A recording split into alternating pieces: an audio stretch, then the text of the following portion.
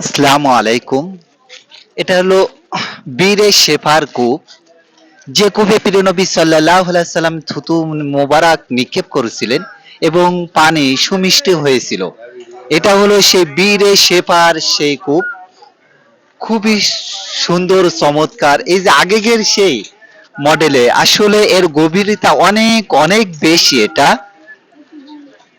এই যে জুম করে দেখাচ্ছি, আসলে খুবই সুন্দর এবং চমৎকার। আগের সেই গাঁথুনি দিয়ে যেভাবে কূপ তৈরি করা হয়েছিল ঠিক সেটাই এখনো।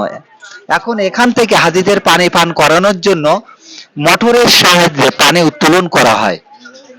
ওই যে ভিতরে পানি দেখা যাচ্ছে, মোটরের সাহায্যে পানি উত্তোলন করে হাজীদেরকে পানি পান করানোর ব্যবস্থা। এই যে মোটরের এই পাই দিয়ে পানি উত্তোলন করে, এই যে মোটর দিয়ে পানি উত্তোলন করে এই যে হাজী সাহেবগণ এখান থেকে এই যে পানি নিচ্ছে।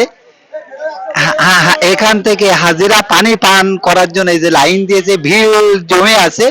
এখান থেকে পানি আমাদের ওমরা সাথীদেরকে সকলেই এখান থেকে পানি নিয়ে খেয়েছে, শেফা দানকারী পানি। অর্থাৎ এই পানি বীরের শেফা বলা হয়। খেলে যে কোনো নিয়তে আল্লাহ রহমত তার রোগ মুক্তির জন্য যথেষ্ট ইনশাআল্লাহ।